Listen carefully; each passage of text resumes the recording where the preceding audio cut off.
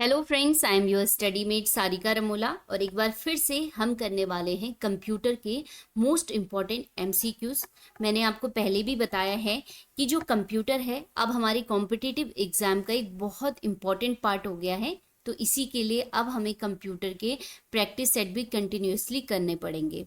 अगर मैंने इससे पहले भी एक पार्ट करवाया है कंप्यूटर के एमसीक्यूज का, अगर आपने वो नहीं देखा है तो प्लेलिस्ट में जाके उसे आप देख सकते हैं।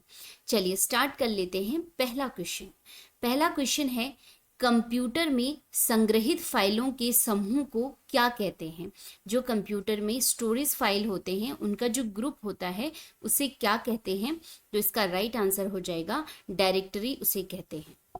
मैं ऑप्शन नहीं पढ़ रही हूँ, ठीक है, डायरेक्ट मैं आपको आंसर बता रही हूँ और उसको हम डिस्कस भी कर लेंगे जहाँ पे डिस्कस करने लायक होगा, ठीक है।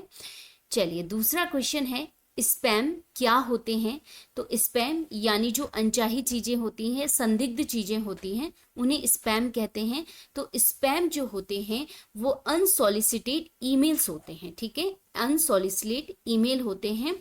और ये जरूरी नहीं कि ईमेल ही हो, ये कॉल भी हो सकते हैं और मैसेजेस भी हो सकते हैं, ठीक है, एसएमएस जो होते हैं ये भी स्पैम हो सकते हैं।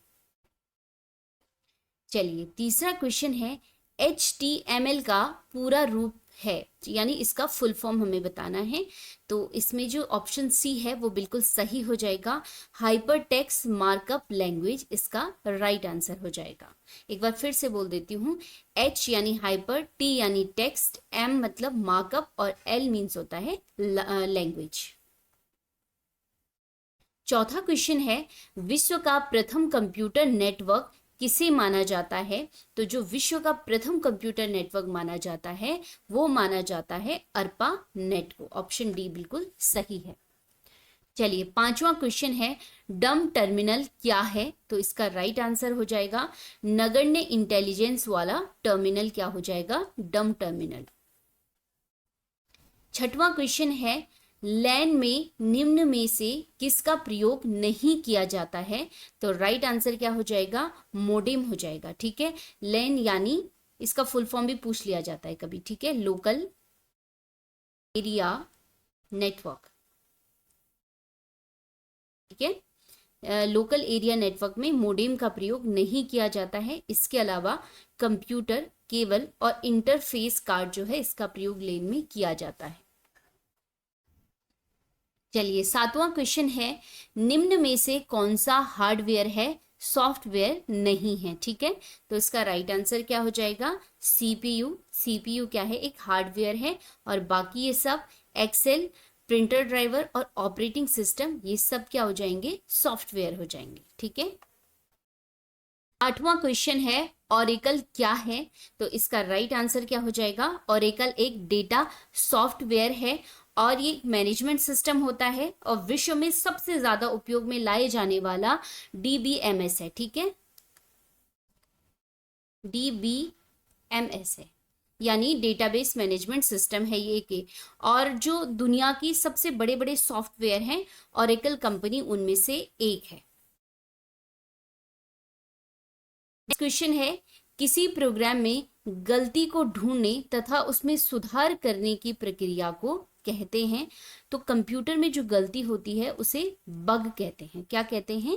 बग कहते हैं। अगर कंप्यूटर प्रोग्रामिंग में कोई गलती हो जाती है तो उसे बग कहते हैं और इस बग को सुधारने या ढूंढने को ही क्या कहते हैं? डीबगिंग कहते हैं, ठीक है, ऑप्शन डी राइट आंसर।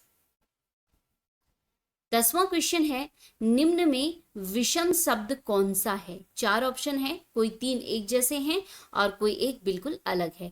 तो इसमें जो यूनिक्स है ये क्या है? एक ऑपरेटिंग सिस्टम है, ठीक है, ऑपरेटिंग सिस्टम। जो एक्सेस है ये एक डेटा मैनेजमेंट है, ठीक है। और विंडोज 98 क्या है? ये भी ऑपरेटिंग सिस्टम है। MS डॉक्स ये भी ऑपरेटिंग सिस्टम है, ठीक है। तो ऑप्शन बी इनमें विषम हो जाएगा। जो एक्सेस है वो क्या कहा मैंने आपको? डेटाबेस मैनेजमेंट सिस्टम है, ठीक है, तो आंसर बी सही हो जाएगा। 11वां क्वेश्चन है, यूनिक्स के निर्माता कौन है? तो राइट आंसर हो जाएगा केन थॉमसन यूनिक्स के निर्माता हैं। चलिए नेक्स्ट क्वेश्चन है, कंप्यूटर में एक निब्बल कितने बिट के बराबर होता है? तो इसका राइट आंसर हो जाएगा 4 बिट्स के बराबर हो जाएगा, ठीक है, यानी एक निब्बल इक्वल टू 4 बिट्स। इसे ध्यान रखेंगे, बहुत बारी क्वेश्चन पूछा जाता है। और यहीं पे मैं आपको बता दूं, जो एक बाइट होता है, ठीक है, एक बाइट्स होता है, ये किसके बराबर होता है? 8 बिट्स के बराबर होता है, ठीक है। तो ऐसा क्वेश्चन भी पूछा जाता है। एक बाइट्स एक बाइट्स बराबर क्या होता है? 8 बिट्स। इसे ध्यान रखेंगे, ठीक है। जो बिट होती है ये कंप्यूटर मेमोरी में सबसे छोटी इकाई होती है, ठीक है, सबसे छोटी इकाई। क्वेश्चन आता है ये भी, ठीक है, कि कंप्यूटर में सबसे छोटी इकाई कौन सी है? तो वो बिट हो जाएगी। और एक बिट केवल एक बिट का केवल एक ही मान होता है, या तो उसका मान 0 होगा या 1 होगा, जिसको हम बाइनरी सिस्टम भी कहते हैं। चलिए 13वां क्वेश्चन है, टर्नकी सिस्टम क्या है? 4 ऑप्शन इसमें। हार्डवेयर की पूर्णता, दूसरा सॉफ्टवेयर की पूर्णता, तीसरा है भाषा की पूर्णता, और चौथा है हार्डवेयर एवं सॉफ्टवेयर की पूर्णता। तो जो टर्नकी सिस्टम होता है वो टोटली हार्डवेयर एवं सॉफ्टवेयर होता है, ठीक है। नेक्स्ट है, निम्न में से कौन प्रोग्रामिंग भाषा में दिए गए निर्देशों को निम्न स्तरीय मशीनी भाषा में ट्रांसलेट करता है? यानी जो उच्च स्तरीय भाषा होती है, हाई लेवल लैंग्वेज होती है, उसको मशीनरी भाषा में कन्वर्ट कौन करता है, ट्रांसलेट कौन करता है? उसे कहते हैं इंटरप्रेटर कहते हैं, ठीक है। इंपॉर्टेंट क्वेश्चन है ये। चलिए 15वां क्वेश्चन है, लॉजिक गेट क्या है? तो जो लॉजिक गेट है वो एक प्रकार का सर्किट है। तो लॉजिक गेट क्या हो गया? एक प्रकार का सर्किट हो गया। चलिए 16वां क्वेश्चन है, कंप्यूटर भाषा फोर्ट्रॉन का उपयोग किस क्षेत्र में किया जाता है? तो राइट आंसर क्या हो जाएगा? विज्ञान के क्षेत्र में इसका प्रयोग किया जाता है। और ये जो भाषा है इसका विकास बेसिकली फॉर्मूला ट्रांसलेशन से हुआ है, ठीक है। और प्रयोग मैंने आपको बता दिया है किस क्षेत्र में, विज्ञान के क्षेत्र में इसका किया जाता है। चलिए 17वां क्वेश्चन है, विशेष प्रकार के संगीत उपकरणों को साउंड कार्डों से कौन सा पोर्ट जोड़ता है? तो राइट आंसर क्या हो जाएगा? MIDI। आपके घरों में टीवी या म्यूजिक सिस्टम होंगे तो उसमें जो पोर्ट होता है इसके लिए, संगीत के लिए, उसमें लिखा रहता है MIDI, ठीक है। चलिए 18वां क्वेश्चन है, सेकेंडरी स्टोरेज मीडिया से हार्ड डिस्क में सॉफ्टवेयर प्रोग्राम को कॉपी करने की प्रक्रिया को क्या कहते हैं? तो इसका राइट आंसर क्या हो जाएगा? इंस्टॉलेशन कहते हैं इसे। चलिए 19वां क्वेश्चन है, रैम निम्न में से किसका एक उदाहरण है? तो राइट आंसर क्या हो जाएगी? वॉलेटाइल मेमोरी हो जाएगी, क्योंकि ये क्या है? एक अस्थाई मेमोरी है रैम। कभी कभी देखिए इसका फुल फॉर्म भी आ जाता है। रोम का फुल फॉर्म मैंने आपको जब हमने पिछला प्रैक्टिस सेट करा था उसमें करवाया था। तो आज हम रैम का फुल फॉर्म देख लेते हैं। तो रैम का फुल फॉर्म क्या है? R यानी कि रैंडम एक्सेस और M मीन्स मेमोरी, ठीक है। तो इसका फुल फॉर्म याद कर लेंगे आप। और वॉलेटाइल मेमोरी है रैम। चलिए 20वां क्वेश्चन है, सेल फोनों में किस प्रकार के स्टोरेज डिवाइसों का प्रयोग किया जाता है? जो स्टोरेज डिवाइस होती है सेल फोन में कैसी होती है? तो राइट आंसर क्या हो जाएगा? फ्लैश टाइप की। किस प्रकार की? फ्लैश। 21वां क्वेश्चन है, USB का पूरा रूप क्या है? तो राइट आंसर क्या हो जाएगा?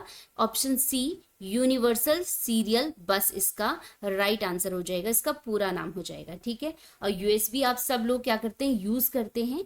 इसका काम क्या होता है कि विभिन्न उपकरणों को कंप्यूटर से जोड़ने का काम करता है, ठीक है, जिसको हम USB पोर्ट भी कहते हैं। आजकल आप लोग देखेंगे मार्केट में डिफरेंट टाइप के USB पोर्ट आ रखे हैं, ठीक है। चलिए 22वां क्वेश्चन है, CPU की संसाधन शक्ति को बढ़ाने के लिए CPU और रैम के मध्य कौन सा माध्यम प्रयुक्त होता है? ठीक है, यानी जो मेनली CPU है और मेन मेमोरी है, इसके बीच में कौन सी मेमोरी होती है ये बताना है। तो इसका राइट आंसर क्या हो जाएगा? कैसे मेमोरी हो जाएगा, ठीक है। जैसे हम देखेंगे, हमने कहा मुख्य मेमोरी, ठीक है, इसके बीच में क्या होगा, और यहाँ पे क्या है, CPU है। तो यहाँ पे आ जाएगा कैसे मेमोरी। ठीक है, इसे ध्यान रखेंगे, कई बार ये क्वेश्चन पूछा जाता है। चलिए 23वां क्वेश्चन है, मॉनिटर के डिस्प्ले के आकार को कैसे मापा जाता है, या जैसे भी सेल फोन है, मॉनिटर्स है हमारे पास, उनके आकार को किस प्रकार से नापा जाता है। तो इसका राइट आंसर क्या हो जाएगा, डायगोनली इसे नापा जाता है। ठीक है, डायगोनली। जैसे हम देख लेते हैं, यहाँ पे हमारे पास ये डिस्प्ले है और हम इसके आकार को कैसे नापते हैं, ऐसे इसके साइज को नापा जाता है। ठीक है, डायगोनली। 24वां क्वेश्चन देख लेते हैं, कंप्यूटर से पढ़े जाने वाले अलग अलग लंबाई व चौड़ाई की लाइनों वाले कोड को क्या कहते हैं।